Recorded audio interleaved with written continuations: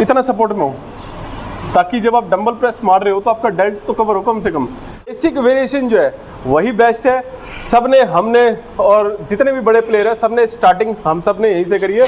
Basics की जो है काफ़ी अच्छी एक्सरसाइज है, ठीक है। तो कहीं ना कहीं जो है, जय श्री राम दोस्तों, आपके अपने चैनल राकेश सेठी फिटनेस में एक बार फिर से बहुत बहुत स्वागत है। गाइस, जैसा कि हमारी बिगिनर सीरीज चल रही है और जितने भी हमारे फ्रेशर भाई हैं उनकी काफ़ी हेल्प हो रही है, और जिस तरीके के कमेंट और लोग बाग जो हमारी सीरीज़ को पसंद कर रहे हैं उनका सही दिल से बहुत बहुत धन्यवाद।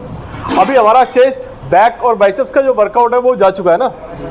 आज जो है हम थर्सडे का दिन शोल्डर का पार्ट लेके चलेंगे। बेसिक एक्सरसाइज होंगी 5 एक्सरसाइज। जैसे कि मैं हर बार कहता हूँ कि कहीं ना कहीं एक्सरसाइज के जो नाम है वो याद करते जरूर चले, ठीक है ना।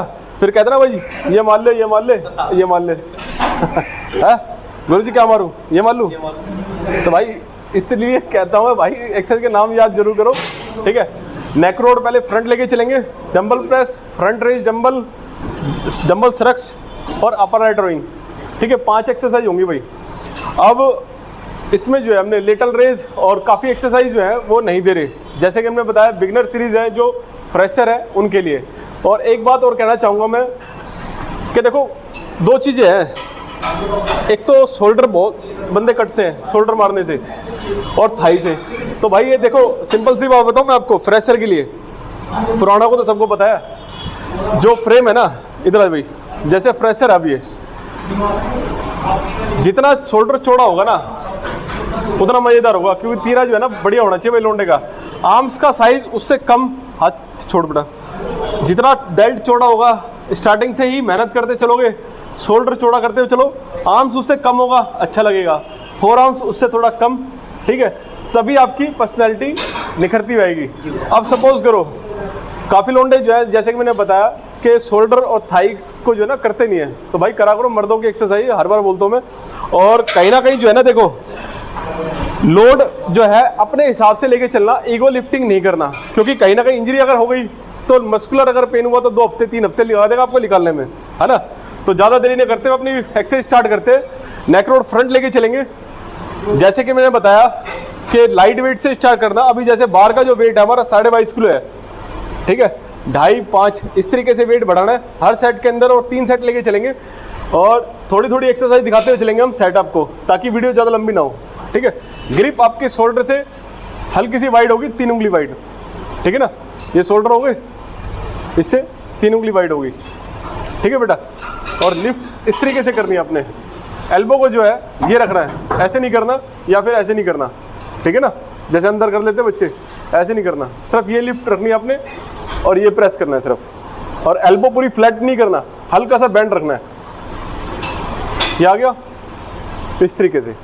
और रोड को जो है पीछे लेके नहीं जाना, कई बार बच्चों को देखा मैंने पीछे की तरफ लेके जाते हैं, तो बेटा इस तरीके से नहीं करना, ये होल्ड, ठीक है, इस तरीके से।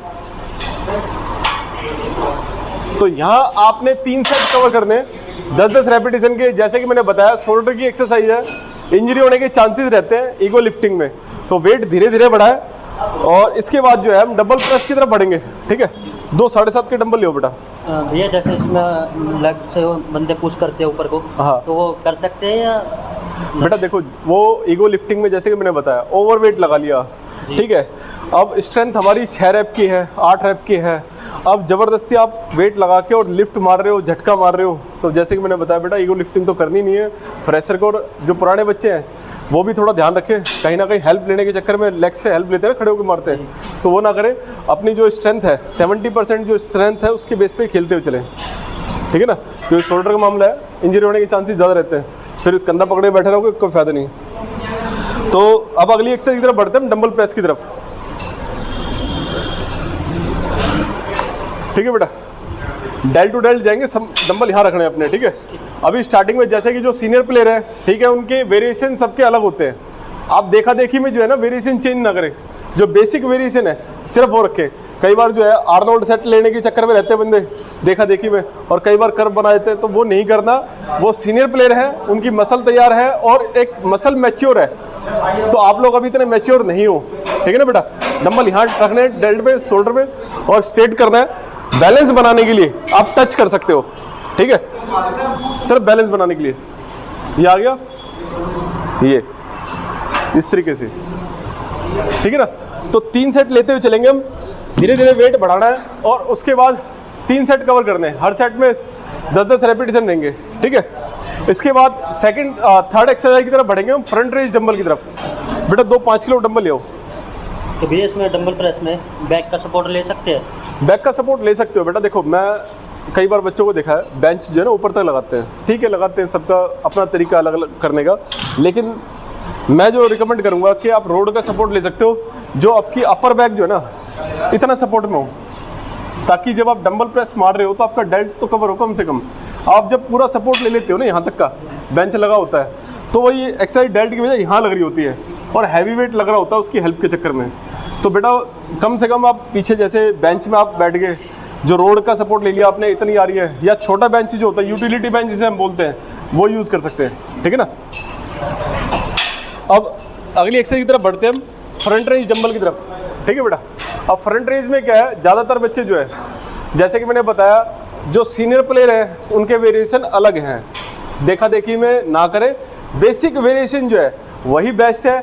सबने, हमने और जितने भी बड़े प्लेयर हैं सबने स्टार्टिंग हम सब ने यहीं से करी है, बेसिक एक्सरसाइज से ही, है ना। तो सीरीज लाने का भी मेन मकसद यही है। अब इसमें क्या करना है, आपने हल्का सा रिस्ट को कर्व रखना है और थाई पे टच नहीं करना, ठीक है ना। जैसे कि मैंने देखा ना कई बार थाई पे टच करके और बंदे लग रहे होते हैं, तो ऐसे नहीं करना, हल्का सा कर्व रखना है और थाई से हल्का सा ऊपर रखना है, ठीक है। और डंबल जो है आपका शोल्डर के सामने आएगा, ये, ठीक है। 10 एक हाथ से और 10 एक हाथ से। जैसे कि मैंने बताया कि भैया जो बड़े प्लेयर हैं उनका सबका करने का तरीका अलग है, अभी इतने मैच्योर नहीं हो आप लोग जो उनकी देख के एक्सरसाइज को परफॉर्म करो, लेकिन एक टाइम बाद जब आप 3-6 महीने बाद जब आपकी मसल मैच्योर हो जाए, स्ट्रेंथ मैच्योर हो जाए, है ना। कई बार आर्नोल्ड सेट ले रहे होते बंदे, नए नए बच्चे, मैं उनकी बात कर रहा हूँ, सिर्फ नए नए बच्चों की। जो पुराने हैं ठीक है, उनका तो एक बनता है, लेकिन आप लोगों का जो बेसिक जो तरीका है वो लेके चले भाई, ठीक है ना। तो 3 सेट इसके करेंगे हम फ्रंट रेज डंबल के। जैसे कि मैंने बताया एडवांस लेवल की जो एक्सरसाइज है, लेटर रेज वगैरह होगी और सिटिंग लेटर रेस हो गई, वो नहीं आपको रिकमेंड कर रहा मैं। 5 एक्सरसाइज है सिर्फ। इसके बाद चौथी एक्सरसाइज हो गई हमारी डंबल सरक्स। फ्रंट रेज में बेटा लाइट वेट रखना, हैवी वेट नहीं रखना, ठीक। कटिंग फेस की एक्सरसाइज है तो अभी स्टार्टिंग में लाइट वेट रखना जब तक स्ट्रेंथ गेन नहीं होती, जब तक, ठीक है बेटा। अब आगे रख के, हाँ, थाई पे टच नहीं करना, साइड में नहीं रखना। जैसे कि मैंने बताया एडवांस वेरिएशन जो है वो बेटा अलग है, वो बाद की बात है। अब अगली एक्सरसाइज की तरफ बढ़ते हैं हम, सरक्स की तरफ, ठीक है। डंबल सरक्स लेते हुए चलेंगे। ये भाई ट्रैप्स की जो है काफ़ी अच्छी एक्सरसाइज है, ठीक है।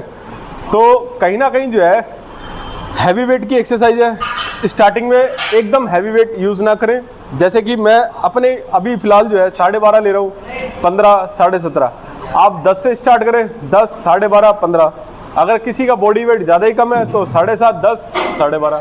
तो इस तरीके से वेट चेंज करते हुए चले, ठीक है। अब इसमें क्या करना है आपने,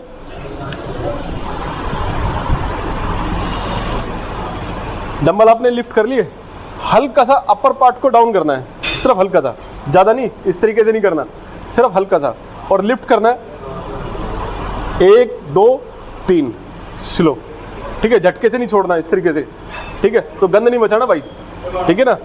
आपने सिर्फ लिफ्ट करना है 1, 2, 3, ठीक है बेटा। 1, 2, 3 बिल्कुल आराम से, इस तरीके से, ठीक है ना। और कई बार देखा होगा आपने, मैंने फिर वही बार बार बोल रहा हूँ कि एडवांस वेरिएशन वगैरह जो है वो सब चीज़ें अलग की बात है, वो शेड्यूल भी हम लोग आप लोगों को देते हुए चलेंगे। लेकिन जो बेसिक जो तरीके हैं सिर्फ आप उन्हीं को फॉलो करें, और स्टार्टिंग के जो पहले का मंथ का जो शेड्यूल है वो इसी तरीके से जाएगा आपका, ठीक है ना। फिर बताता हूँ मैं, 1, 2, 3, ठीक है ना, 1, 2, 3, ठीक है ना। अब ये हो गया हमारी 4 एक्सरसाइज। 5वीं एक्सरसाइज अपर रोइंग जो है, कॉलर की एक्सरसाइज है। रोड से जो है मैं रिकमेंड नहीं करूंगा नए बच्चे को, फ्रेशर के लिए उसको रिकमेंड करूंगा कि भाई हो सके तो पुली पे जो है वो लेके चले, ठीक है। और पुली पे जो है थोड़ा बच्चा सेफ रहेगा कि जो जॉइंट्स वगैरह है ना, जब रोड पे जो है बार पे जब बच्चा कर रहा होता है तो उसका बैलेंस नहीं बनता है ना, तो रिस्ट में पेन आने के चांसेस ज़्यादा रहते हैं। तो पुली पे लेके चलेंगे, उसमें ईजी रहेगा और सेफ रहेगा बच्चा। आ जाओ। इस वजह से डंबल सरक्स में बंदे मतलब वेरिएंट कैसे रखना है, ऊपर जाते हो फास्ट या नीचे जाते वक्त स्लो? ऊपर आपका स्पीड में जाएगा, नीचे स्लो मोशन में। ठीक है। 1 2 3 फिर नीचे आराम से बिल्कुल स्लो मोशन में, इस तरीके से। और हर सेट में वेट बढ़ाने की कोशिश करें, ठीक है ना। और अपर रोइंग की तरफ बढ़ते बेटा, आ जाओ। जय श्री राम। जय श्री राम बेटा, जय श्री राम, जय श्री राम बेटा।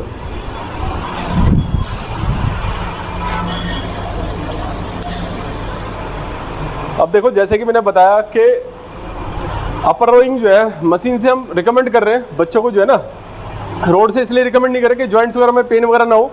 अच्छा, एक चीज़ हो रहा है, अपर रोइंग करते टाइम राइट लेफ्ट मत देखना भाई। जैसे कई बार बच्चे होते हैं ना कि भाई स्टाइल में मार रहे होते हैं, इधर उधर देख रहे होते हैं और ताड़ा तोड़ी चल रही होती है, तो ताड़ा तोड़ी के चक्कर में जो है ना क्रैम्प वगैरह नेक में जो है पेन वगैरह आ जाता है। वो ताड़ा तोड़ी जो है ना फिर लंबी ले जाएगी फिर तुम लोगों को। तो बेटा इसलिए सामने देख के और ये पोस्चर बनाना, अपने रिस्ट को जो है बिल्कुल लूज छोड़ के रखना है, फिंगर पे रोल रखना भाई स्टार्टिंग में। मैं फिर बार बार वही कह रहा हूँ कि बेसिक जो है वो इसी तरीके से रहेगा, एडवांस लेवल के वर्जन में ना रहे पड़े स्टार्टिंग में। कहीं ना कहीं इंजरी कर बैठोगे, घर वालों के 2-4-5 हज़ार रुपये लगवा दोगे, तो वो काम नहीं करना, क्योंकि बॉडी बढ़ाने के लिए आ रहे हो, बॉडी खराब करने के लिए नहीं आ रहे हो, है ना। तो ये होल्ड 1 2 3, ठीक है, इस तरीके से 1 2 3 ये। और इसमें जो है लाइट वेट थोड़ा रखते हुए चलना, धीरे धीरे वेट बढ़ाते हुए चलेंगे हम लोग। और दूसरे नंबर पे क्या है, इसमें मैं आपको हाई रैप करने के लिए कहूँगा। हाई रैप भी कैसे, जैसे 15 हो गए, 15 12 10, जैसे कि ओरो में मैंने तो आपको रिकमेंड करे 10-10 रेपिटेशन, ठीक है। इसमें 15 12 10 वेट थोड़ा लाइट चलेगा, उसके बाद आप वेट थोड़ा थोड़ा बढ़ाना है, ठीक है बेटा। क्योंकि सीमित मशीन वगैरह होती है, जैसे हमारी अब पुली हो गई, तो इसमें क्या ईजिली जाएगा, ठीक है ना। और सेम ये पोस्चर रहेगा, ठीक है ना, इस तरीके से। और जैसे कि भैया अभी हमारी बिगनर सीरीज चल रही है, स्टार्टिंग का जो वार्म अप है स्ट्रेचिंग का हमने आप लोगों के साथ शेयर करा हुआ है, और पुशअप्स के लिए रिकमेंड करा हुआ है कि जैसे कि भाई 1 हफ्ते के लिए आप पुशअप्स की प्रैक्टिस पे रहोगे सिर्फ, और स्ट्रेचिंग, उसके बाद अपने वर्कआउट को परफॉर्म करें। उसके बाद थाई का वार्म अप जो है डेली आपका रहेगा, जैसे कि अभिषेक ने जो है लास्ट टाइम भी करके दिखाया था आपको, वाइड और नैरो, ठीक है। ये इसलिए बताया कि ताकि जिस दिन आप थाई परफॉर्म करोगे तो पेन वगैरह ज़्यादा ना हो और इंजरी होने के चांसेस कम रहे, ठीक है ना।